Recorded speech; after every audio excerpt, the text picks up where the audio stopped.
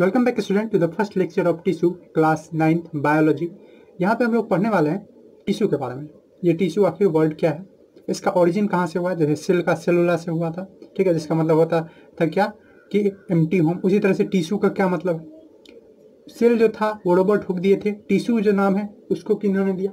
आखिर टिश्यू का क्या जरूरत है इसके बारे में हम लोग पढ़ चुके हैं। मुझे उम्मीद है आप अगर इस टिश्यू के लेक्चर पे आए हैं तो उससे पहले आप सेल को पूरी तरह से कंप्लीट कर चुके हैं, सेल्स के कंपोनेंट के बारे में कंप्लीट कर चुके हैं, क्योंकि सेल का ही एक नेक्स्ट स्टेप है कौन, टिश्यू। ठीक है, जैसे हम लोग सीढ़ी पे चढ़ने के लिए स्टेप का यूज करते हैं उसी तरह से यहाँ भी है। यहाँ भी स्टेप बाय स्टेप हम लोग जाते थे, पहले सेल, टिश्यू और उसके बाद ऑर्गन सिस्टम आता है जो आप क्लास 10th के बायोलॉजी के फर्स्ट चैप्टर में पढ़ेंगे। तो चलिए आते हैं अगेन किस चीज़ पे, टिश्यू पे। तो टिश्यू का समझने से पहले मैं एक बार और व्यू आपको देना चाहूँगा सेल का, जिससे कोई ऑर्गेनिज्म बना रहता है। तो आपको याद हो कि सेल के नंबर के बेसिस पे कि सेल एक है एक से ज़्यादा, उसके बेसिस पे हम लोग क्या किए थे, ऑर्गेनिज्म जो है, ठीक है, ऑर्गेनिज्म में सेल के नंबर के हिसाब से उसको हम लोग बांटे थे किसमें, यूनिसेलुलर में और मल्टी सेलुलर में। मुझे उम्मीद है ये तो आपको पता ही होगा। यूनि मतलब होता है वन और मल्टी मतलब मैनी। ठीक है, तो यूनिसेलुलर ऑर्गेनिज्म ऐसे ऑर्गेनिज्म थे जो एक ही सेल से बने होते थे। On the basis of number of cell organism are classified as unicellular और मल्टीसेलुलर। तो यूनिसेलुलर वैसे ऑर्गेनिज्म थे जो सिर्फ और सिर्फ एक सेल से बने रहते थे। मल्टीसेलुलर ऐसे ऑर्गेनिज्म थे जो एक से ज्यादा या बहुत सारे सेल से बने हुए थे। यूनिसेलुलर का अमीबा, पैरामीशियम, ये सब था, बहुत सारा हम लोग पढ़ चुके हैं। मल्टीसेलुलर में हम लोग आ गए। अब बात यह है कि यूनिसेलुलर ऑर्गेनिज्म आपको याद हो, क्योंकि एक ही सेल था तो एक ही सेल सारा काम करता था, चाहे वो खाने का काम हो, ठीक है, जिसको आप लोग पढ़ चुके हैं। अमीबा इंडोसाइटोसिस नाम का एक प्रोसेस होता है जिसमें वो अपना फॉल्स शीट बना के खाता है, तो खाता भी उसी से है। उसमें वैक्यूल बनता है जो उसका स्टोमक के रूप में काम करता है, तो उसी में वो डाइजेशन भी करता है। डाइजेस्ट करके उसका जितना एनर्जी प्राप्त करने का रिस्पायरेशन जो है वो भी वही करता है, और फाइनली जो वेस्ट प्रोड्यूस होता है उसको भी वो उसी एक सेल से निकाल देता है। ये है यूनिसेलुलर की कहानी। क्या मल्टीसेलुलर में भी ऐसा होगा? और अगर मल्टीसेलुलर में ऐसा होगा तो क्या ये अच्छे से हो पाएगा सारा काम? तो आंसर है शायद नहीं। अगर मान लीजिए मैं इसको आपको एक डेली लाइफ के एग्जांपल से समझाता हूँ। आपके घर के बाहर या आपका घर का खुद का ही एक कंस्ट्रक्शन चल रहा है, तो उस घर में अगर कंस्ट्रक्शन चल रहा है तो आप देखते होंगे कि लेबर जो है, ठीक है, लोग जो है वो क्या होता है, काम को बांट देते हैं। यानी लेबर जो होता है, लेबर मतलब मजदूर नहीं होता है, लेबरर मजदूर होता है, ठीक है, लेबर मतलब काम। तो वहां पे क्या होता है, लेबर को डिवाइड कर दिया जाता है, डिवीजन ऑफ लेबर। ठीक, डिवीजन ऑफ लेबर आता है। कहने का क्या मतलब है, आप देखे होंगे कि पानी कोई लेके और आता है, बालू को, सीमेंट को कोई और ढो के लाता है, कैरी करके लाता है, उसको मिलाने का काम किसी और कराता है। वो जो मसाला बनता है कंक्रीट का, उस मसाला को पहुंचाने का काम किसी और कराता है। ईंट पे ईंट डालने का काम किसी और का, उसके साथ एक हेल्पर रहता है जो मेजरमेंट करते रहता है। मतलब आप देख सकते हैं घर के कंस्ट्रक्शन में बहुत सारे लोग अपना अपना कंट्रीब्यूशन दिए रहते हैं। ये तो हम लोग जनरली देखते हैं। अब इमेजिन कीजिए कि हर आदमी बालू लेके आ रहा है, हर आदमी सीमेंट लेके आ रहा है, हर आदमी पानी लेके आ रहा है, हर आदमी मिला रहा है, हर आदमी उसको ढो के ले जा रहा है, और हर आदमी ईंटा भी रख रहा है, ईंट भी रख रहा है घर को बनाने के लिए। क्या ये इफिशियंटली, फास्टली हो पाएगा और अच्छे से हो पाएगा? नहीं हो पाएगा, बर्बाद हो जाएगा, वो घर अच्छे से बन ही नहीं पाएगा। ठीक है, क्यों? क्योंकि वहां पे जो लेबर है वो बटा नहीं हुआ है, काम बटा नहीं हुआ है। हर एक लेबर, हर एक लेबरर, हर एक मजदूर सारा काम कर रहा है। मैं अगेन बोल रहा हूँ, लेबर मतलब वर्क होता है, लेबर मतलब मजदूर होता है, लेबर मतलब काम। आपको अगर बोला जाता है लेबर हार्ड मतलब वर्क हार्ड, आपको मजदूर नहीं बोला जाता है। तो डिवीजन ऑफ लेबर मीन्स कि काम जो है उसको बांट दो। हमको तो आप टिश्यू पढ़ा रहे हैं तो काम इस पे कहाँ से आ गए, आप लेबर पे कहाँ से आ गए? तो ये इसलिए क्योंकि टिश्यू भी है ना, उसका जो ओरिजिन हुआ है वो इसी कंसेप्ट से हुआ है। टिश्यू भी क्या करता है, वो अलग अलग सेल से मिलकर बना हुआ रहता है। ठीक है, इसलिए इसका मीनिंग जो है, आप इसका मीनिंग खोजेंगे, ये एक फ्रेंच वर्ड है। वैसे तो ये एक लैटिन वर्ड ही है, लेकिन लैटिन से अच्छा आप बोलेंगे हम लोग फ्रेंच, उसी से धीरे धीरे विकसित होते हुए फ्रेंच वर्ड है, जिसका मतलब होता है वूवेन। क्या होता है? वूवेन यानी बुना हुआ। जैसे कपड़ा बुना हुआ रहता है ना, वही बुना हुआ। तो यहाँ पे रियल में बात भी यही है, ठीक है, कि जो ये होता है टिश्यू, इसमें बहुत सारे सेल एक दूसरे के साथ मिक्स होते हैं। चिंता नहीं कीजिए, धीरे धीरे हम लोग बहुत डिटेल में एकदम बेसिक से बात करेंगे यहाँ पे। ठीक, और इसको इंट्रोड्यूस कौन किया था, अगर आपको नाम जाना हो तो बिचेट जो थे, ठीक है, जैसे वहाँ रॉबर्ट हुक थे वैसे बिचेट जो है, ये इन्होंने 1792 में, ठीक है, देखिए वो था कब, 1665, मतलब लगभग 127 ईयर्स का गैप हो गया। उसके बाद क्या होता, टिश्यू का कंसेप्ट आया था और बिचेट इंट्रोड्यूस किए थे वर्ड टिश्यू, जिसका मतलब होता है ओवन। तो होता क्या है कि काम बढ़ जाता है, हर एक सेल। ये तो कॉमन लाइफ का एग्जांपल था, मैंने लेबरर का और कंस्ट्रक्शन का एग्जांपल दिया। कॉमन लाइफ में भी ऐसा होता है, ठीक है, हम लोग के शरीर में जो है वो भी ऐसे ही होता है जैसे कॉमन लाइफ में हो रहा है। वहाँ भी अलग अलग सेल का अलग अलग काम है। मैं अगर सिंपल से आपको अगर थोड़ा भी बायोलॉजी का मतलब बायोलॉजी में थोड़ा भी इंटरेस्ट है या पढ़े हुए हैं तो आपको पता होगा कि ब्लड जो है, ब्लड वो खुद अलग अलग तरह के सेल से बना हुआ रहता है। ठीक है, ब्लड जो है वो किस किस चीज़ से आपको पता होगा। ब्लड जो है वो आरबीसी यानी रेड ब्लड सेल जिसको आप बोलते हैं, डब्ल्यूबीसी यानी वाइट ब्लड सेल बोलते हैं, प्लेटलेट, ठीक है, जो कि क्या करता है वो ब्लड क्लोट करने का काम करता है, डब्ल्यूसी मारने का काम करता है, प्लेटलेट जो है वो ब्लड क्लोटिंग का काम करता है, प्लाज्मा एक मीडियम देता है, पानी वाला जो है मीडियम देता है। तो यहाँ पे हर एक सेल का क्या है, platelet, red blood cell, white blood cell. अब ये ब्लड क्या है, ब्लड एक तरह का टिश्यू है। क्यों एक टिश्यू है, क्योंकि ये अलग अलग तरह के सेल से कॉम्बिनेशन से बना हुआ है। ये कॉम्बिनेशन से आप बोल सकते हैं क्या है, groups of cell, group of cells है। ठीक है, सेल्स का अलग अलग ग्रुप है। और ये होता क्यों है ग्रुप, अगेन जिससे काम बढ़ जाए। आरबीसी जो है, आरबीसी का सिर्फ और सिर्फ आरबीसी का कुछ काम नहीं है, नहीं खाना खाना, नहीं कुछ एनर्जी प्राप्त करना, सिर्फ एक काम है, क्या चीज़, तो वो ऑक्सीजन को कैरी करना। ठीक है, ऑक्सीजन कैरिंग एक ही काम है इसका। तो ये बहुत अच्छे से इस काम को करता है। अगर किसी आदमी को भी एक ही काम था, जैसे घर बनाने वाला किसी का अगर पानी ही धोना, पानी ही कैरी करना काम था, तो वो अच्छे से कर पाता था। डब्ल्यूबीसी का भी एक ही काम है, क्या, कि वो जर्म्स जो आए बाहर से, अगर कोई इन्वेडर अटैक करने वाला है उसको मार देना। प्लेटलेट्स का भी अपना काम है कि वो ब्लड को क्लोट करेगा। प्लाज्मा का भी बहुत सारा काम है, जिसमें अपना एक काम है इन सबको अपने में रखता है, मीडियम प्रोवाइड करता है, फ्लो प्रोवाइड करता है। तो सबका अपना अपना काम है। इसी चीज़ को बोला जाता है डिवीजन ऑफ लेबर। तो डिवीजन ऑफ लेबर होता कब है, जब एक सेल स्पेसिफिक हो जाता है किसी काम में, यानी खास तरह का होता है, किसी खास काम को करता है। स्पेसिफिक मतलब खास हो जाना, स्पेसिफिक हो जाता है किसी स्पेशल फंक्शन में, तो डिवीजन ऑफ लेबर बोलता है। डिफाइन कैसे करेंगे, डिफाइन नाम में ही आपका छुपा हुआ है डिवीजन ऑफ लेबर। तो आप बोल सकते हैं डिवाइडिंग, ठीक है, या सेपरेटिंग, सेपरेट करना, सेपरेट करना किस चीज को, सेपरेटिंग द जॉब्स। ठीक है, जॉब्स को सेपरेट करना। ठीक है, या अगर बायोलॉजी में बात करें तो फंक्शन, फंक्शन मतलब भी काम ही होता है। तो सेपरेटिंग द जॉब्स या फंक्शंस, जॉब्स या functions into many specialised part, उनको स्पेशलाइज, ठीक है, स्पेशल पार्ट्स में बांट दिया जाए। ठीक है, अलग अलग को अलग कर दिया जाए, तो वही क्या कहलाता है, वही कहलाता है क्या, ठीक है, डिवीजन ऑफ लेबर। ठीक, मुझे उम्मीद है आपको डिवीजन ऑफ लेबर आपको समझ में आया हुआ, स्पेशलाइज्ड पार्ट्स। ठीक है, एग्जाम्पल दीजिए डिवीजन ऑफ लेबर का। तो वैसे में तो मैं एग्जाम्पल दे चुका हूँ, लेकिन कुछ एग्जाम्पल मैं लिख भी दे रहा हूँ। ठीक है, और इससे क्या फायदा है इसके बारे में बात करेंगे। तो चलिए, डिवीजन ऑफ लेबर में होता क्या है ये भी समझ लीजिए, कि वन सेल जो है वो स्पेसिफिक हो जाता है, one cell becomes specific in, one cell becomes specific in particular function या इन स्पेशलाइज्ड फंक्शन। ठीक है, स्पेशलाइज्ड काम में एक सेल फंक्शन करने के लिए पर्टिकुलर या खास हो जाता है। ये इकोनॉमिक्स में भी आप बहुत अच्छे से पढ़ेंगे। अगर आप क्लास 12th में 10th के बाद जो आप इकोनॉमिक्स लेंगे तो वहाँ एक बहुत अच्छा से कंसेप्ट को समझाया जाएगा। पर मुझे उम्मीद है आप बहुत अच्छे से समझ गए हैं। अब चलिए बात करते हैं, कुछ एग्जाम्पल्स दीजिए।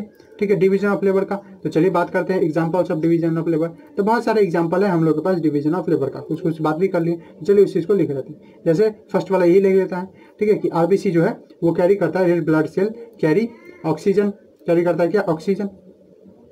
ठीक है, इसका ऑक्सीजन करने का काम है, तो ये एक डिवीजन ऑफ लेबर है। तो इसी तरह से डब्ल्यूबीसी जो है वो क्या करता है, डब्ल्यूबीसी किल्स करता है, मारता है किसी को, जम्स का, तो इसका सिर्फ इतना ही काम है, तो ये भी एक डिवीजन ऑफ लेबर है। ठीक है, काम बढ़ गया है। ठीक, काम जो है वो एक जगह नहीं है, इसी के पास सारा काम नहीं है, इसको सिर्फ जर्म्स मारना है। ठीक है, उसी तरह से आप अगर पढ़े होंगे जूनियर्स में भी लाइट चैप्टर में, कि हमारे पास सेल में, रेटिना में दो तरह का सेल होता है, रॉड एंड कोन। तो रॉड सेल जो होता है, ठीक है, रॉड सेल इन आई, रेटिना में, वो क्या करता है, तो रॉड सेल कैप्चर करता है लाइट को, कैप्चर्स लाइट, और ब्राइटनेस को एडजस्ट करता है। कोई चीज़ ब्राइटनेस कितना है देखना है उस चीज़ को, ठीक, ब्राइटनेस के प्रति सेंसिटिव है। उसी तरह से कोन सेल, ठीक है, आपको ये नाम भी याद रख सकते हैं, C for cone, C for colour, और R फॉर, ठीक है, R सिंपली है, C को याद रख लीजिए, C for cone, C for colour, और जो कलर वाला है उसके अलावा जो है वो ब्राइटनेस को। आँख का क्या काम है, दो ही ना, या किसी चीज़ को विजुअल बनाना, देखना, जो कि रॉड सेल करता है, और अलग अलग कलर को देखना है, तो वो कौन सेल करता है। तो कौन सेल क्या करता है, कौन सेल कैप्चर्स कलर, कैप्चर करता है किसी चीज़ को, कलर। अगर हमारे पास कौन सेल नहीं रहता आँख में, तो अलग अलग जो है कलर हम देख पाते हैं, दुनिया को रंग एकदम ब्यूटीफुल देख पाते हैं, कलरफुल देख पाते हैं, वो नहीं देख पाते। और वो भी कौन, एक सिंगल सेल करता है जिसका नाम है कोन सेल। उसी तरह से आप एग्जांपल दे सकते हैं नर्व सेल का। ये आप पढ़े भी हैं 5th क्लास में, आप थोड़ा सा इसमें पढ़े थे तो शायद भूल गए होंगे, पर समझ लीजिए नर्व सेल, जिसको न्यूरॉन भी बोलते हैं, तो वो सेल क्या करता है, वो मैसेज को कैरी करता है। आपको कोई जो है वो, मान लीजिए कि आप कहीं पे गए और बहुत गर्म चीज़ छू लिए, ठीक है, अपने घर पे गए और घर पे किचन में गए, किचन में आपको नहीं पता था कि मम्मी अभी बर्तन उतार के रखी हुई है और आप उसको टच कर लिए, छू लिए, तो आपको क्या लगेगा, बहुत गर्म लगेगा। अब इस गर्म जो आपको लगा वो आपको हटाना है वहाँ से हाथ, तो वो चीज़ आपके हाथ के थ्रू एक मैसेज आता है ब्रेन को, और वो कौन करता है, वो नर्व सेल। तो नर्व सेल का काम क्या है, कैरिंग मैसेज कैरी करना from one body part two another, ठीक है, one body part two another. तो मुझे उम्मीद है ये काफ़ी आपके लिए डिवीजन ऑफ लेबर का एग्जांपल, मैंने ईजीएस्ट और ईजीजी आपके लिए खोज के रखा हुआ, ये सब आपको पता ही है, इसीलिए मैंने ईजीजी खोल के कुछ एग्जांपल्स लिख दिया, one body part two another, ठीक, ये तो आप समझ गए। ओके, ये बात हुई किसके बारे में, डिवीजन ऑफ लेबर का। अब डिवीजन ऑफ लेबर से फायदा क्या है, हम काहे डिवीजन ऑफ लेबर करें, उसके बारे में मैंने बता दिया, तो चलिए लिख भी देते हैं उसको, इंपॉर्टेंस, ठीक है, इंपॉर्टेंस या significance of division of labour, significance या वैल्यू क्या है डिवीजन ऑफ लेबर का, ऑफ डिवीजन ऑफ लेबर। और इसको आप ये समझ लीजिए, ठीक है, इसका काम आएगा अगर आपको पूछ भी दिया जाए कि एडवांटेज क्या है या सिग्निफिकेंस क्या है टिश्यू का, उसमें भी आप ये सब आंसर लिख सकते हैं। तो पहला काम तो आप ये समझिए कि जब डिवीजन ऑफ लेबर हो जाता है तो एक सेल को एक ही काम करना रहता है, इसलिए उस काम को बहुत बेहतर रूप से और इफिशियंटली कर पाता है और फास्टली कर पाता है। तो पहला चीज़ वही लिख सकते हैं, क्या चीज़, कि इफिशियंसी, ठीक है, इफिशियंसी ऑफ सेल इंक्रीज। और ऑफकोर्स जब इफिशियंसी ऑफ सेल इंक्रीज करेगा, कोई चीज़ अच्छे से हो रहा है, तो उसका जो सर्वाइवल है, लाइफ टाइम जो है वो भी बढ़ेगा। इसीलिए मल्टीसेलुलर ऑर्गेनिज्म आप अगर समझ सकते हैं कि यूनिसेलुलर ऑर्गेनिज्म जल्दी क्यों मर जाता है, मल्टीसेलुलर हम लोग है बहुत दिनों तक जिंदा रहते हैं, वो क्यों, तो इसमें एक बहुत इंपॉर्टेंट कंट्रीब्यूशन है किस चीज़ का, डिवीजन ऑफ लेबर का। डिवीजन ऑफ लेबर क्या करता है, वर्क लोड नहीं बढ़ने देता है किसी सेल पे, किसी सेल पे ज़्यादा काम नहीं बढ़ने देता है, जिसके कारण जो है सारा सेल अच्छे से ज़्यादा दिन तक काम कर पाता है। तो सेकेंड आप ये लिख सकते हैं, क्या चीज़, कि हायर चांस ऑफ सर्वाइवल, ठीक है, the chance of survival increases, ठीक, ये भी आप लिख सकते हैं। और आप लिख सकते हैं कि तीसरा रूप लिख सकते हैं कि वर्किंग रेट, वर्क करने का जो रेट है, फास्टनेस जो है वो इंक्रीज होता है, वर्किंग रेट इंक्रीजेज। ओके, उसके बाद वर्कलोड इंडिविजुअल सेल का कम होता है, वर्कलोड ऑफ इंडिविजुअल सेल, यानी हर एक सेल का अपना अपना सेल का, एक सिंगल सेल का वर्कलोड क्या होता है, इनके डिक्रीज करता है, ठीक है, और इस तरह से वो अच्छे से काम कर पाता है। फाइनली ये तो बात होगी डिवीजन ऑफ लेबर का। अभी तक हम टिश्यू को डिफाइन नहीं किए, तो टिश्यू आप बात करते हैं, टिश्यू आखिर में है क्या, इसका डिफिनेशन क्या है, तो आप समझ गए टिश्यू का जो एक वर्ड है उसका लिटरल मीनिंग है, लिटरेचर के हिसाब से मीनिंग क्या है, वुवन मतलब बुना हुआ, ठीक है, बिचत नाम के साइंटिस्ट ने इसको इंट्रोड्यूस किया था। और इसका आप डिफाइन अगर करें तो ये क्या है, ग्रुप है, ग्रुप ऑफ सेल्स। और कैसा सेल का, सिमिलर टाइप ऑफ सेल, एक ही तरह के सेल जब कंबाइन हो जाते हैं, ठीक है, जिनका एक ही ओरिजिन हो, तो वो क्या कहलाता है, वो कहलाता है एक टिश्यू, ठीक है, वो टिश्यू बना जाता है। जैसे मैंने आपको एग्जांपल बता दिया, ठीक है, ब्लड है हमारा, बोन है, ठीक, जी हाँ, बोन भी हमारा, मसल्स है, ठीक, मसल का एक ही काम है मूवमेंट करना, तो वो भी एक तरह का टिश्यू है, लेकिन मसल में बहुत सारा टिश्यू रहता है, ठीक। तो आप सिंपल लिख सकते हैं, group of similar type of cell specialise in particular function, जो स्पेशलाइज होते हैं यानी स्पेशल करते हैं, क्या चीज़, स्पेशलाइज इन पर्टिकुलर फंक्शन। आपको हैवी लग रहा है तो आप ऐसे भी लिख सकते हैं, group of cell performing a particular function, specialise in particular function, इसी को क्या बोलते हैं, टिश्यू, ठीक है। ओके, टिश्यू का कुछ और कैरेक्टरिस्टिक्स है, क्या चीज़ है कि जितने सेल होते हैं किसी एक टिश्यू का, all cells have common origin, ठीक है, कॉमन ऑरिजिन मतलब एक ही जगह से आए रहते हैं। मैं अगर आपको एग्जांपल दूं सबसे सिंपल इसमें, तो वो है जैसे हम लोग ब्लड का बात किए थे, ब्लड में जितने सेल है वो सब बोन मैरो में एक स्टेम सेल होता है, ये आपको हायर बायोलॉजी में चल जाएगा, पर आप थोड़ा सा समझ सकते हैं कि आप लोग बोन मैरो जो होता है पिंड में, वहाँ पे स्टेम सेल होता है, उसी स्टेम सेल से सारे ब्लड का ओरिजिन होता है। तो yes, all the cell of a tissue have common origin. उसी तरह से आप बहुत सारा देख सकते हैं, जैसे जितने नर्व सेल है वो सब ओरिजिनेट करते हैं जर्मिनल लेयर से। अब अगेन जर्मिनल लेयर आपके लिए हैवी हो जाएगा, इसी तरह हम लोग समझेंगे। अब सिंपल ये समझते हैं कि सारे सेल जो है उनका एक कॉमन ओरिजिन होता है, ठीक है, टिश्यू का। ओके, ये भी समझ लिया।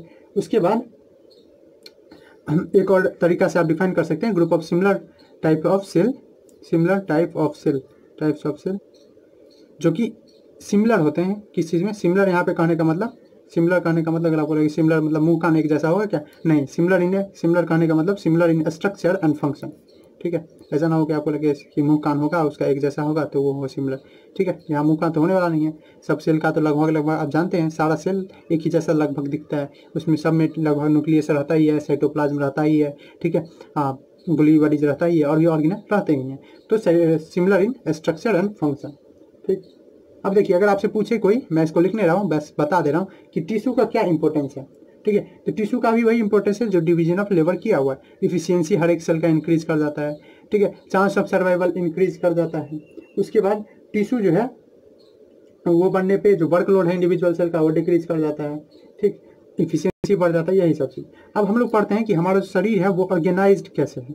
तो organization in multicellular organism, organization simply means कि कैसे सिस्टमाइज है, सारे बॉडी पार्ट एक साथ हैं, तो मल्टीसेलुलर ऑर्गेनिज्म। तो देखिए ऐसा है कि हम लोग के पास, हम लोग जो ऑर्गेनिज्म है मल्टीसेलुलर ऑर्गेनिज्म, उसमें क्या होता है कि सेल जो है हमारा, तो आपको ये पता भी है, जूनियर से भी ये पढ़ाया जाता है, फिर भी एक बार, सेल जो है वो ग्रुप करता है और ग्रुप ऑफ सेल को हम लोग क्या बोलते हैं, टिश्यू, ठीक है। उसी तरह से जैसे ब्लड वगैरह एग्जाम्पल हो गया, ठीक।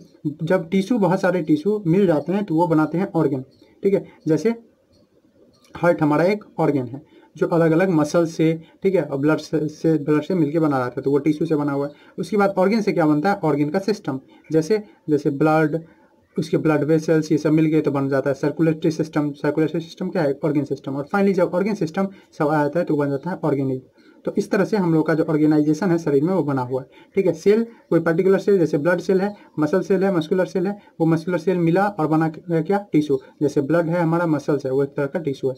टिश्यू भी एक के साथ कंबाइन करता है, जैसे मस्कुलर टिश्यू कंबाइन किया तो वो बना है ऑर्गन, ठीक है, जो कि हमारा मस्कुलर ऑर्गन है, ठीक है, मसल्स है। उसके बाद ऑर्गन भी कंबाइन करता है, वो क्या बनाता है, ऑर्गन सिस्टम, जैसे हम लोग का मस्कुलर सिस्टम है, ठीक है, या ब्लड के हिसाब से करें तो सर्कुलेटरी सिस्टम है।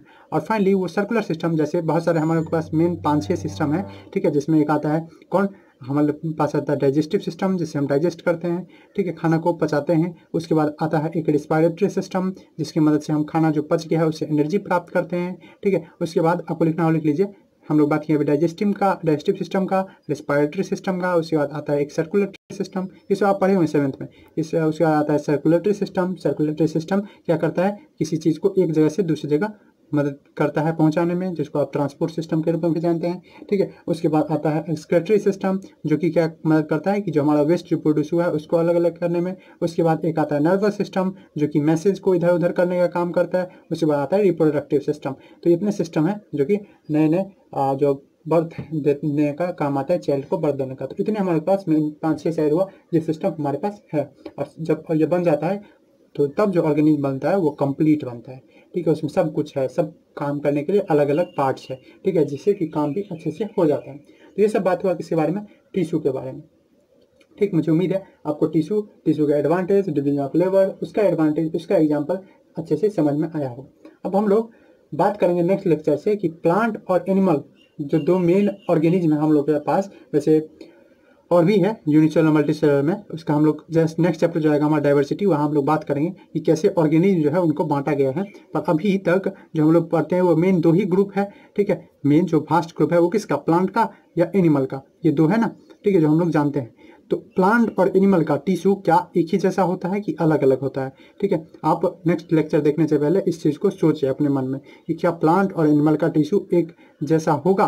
अब इसको हम कैसे सोचेंगे, तो इसको आप इस तरह से सोचिए, क्या प्लांट और एनिमल का स्ट्रक्चर एक जैसे होता है, क्योंकि टिश्यू बना किससे रहता है, सेल से। तो सेल जो है वो डायरेक्टली इफेक्ट करता है, अगर सेल जो है वो इफेक्ट करता है किसी ऑर्गेनिज्म के स्ट्रक्चर का, हाँ, क्योंकि सेल जो है वो है क्या, structural and functional unit of life, तो ऑफ कोर्स वो इफेक्ट करेगा। तो अगर हम लोग देखें कि प्लांट और एनिमल का स्ट्रक्चर, बॉडी का स्ट्रक्चर, बॉडी का शेप शायद सेम है, तो दोनों का सेल जो है, दोनों का टिश्यू जो है सेम होना चाहिए, अदरवाइज डिफरेंट। तो ये आपको सोच के लाना है, ठीक है। नेक्स्ट लेक्चर देखने से पहले इसको आपको थोड़ा सा अंतर पता करना है कि प्लांट और एनिमल के बॉडी में क्या अंतर है, इसके बारे में नेक्स्ट लेक्चर में हम लोग बात करेंगे कि प्लांट और एनिमल टिश्यू में अंतर क्या है, ठीक है, उसके बारे में, ठीक। तो चलिए बात करेंगे नेक्स्ट लेक्चर में इसके बारे में, ठीक। चलिए, थैंक्स फॉर वॉचिंग।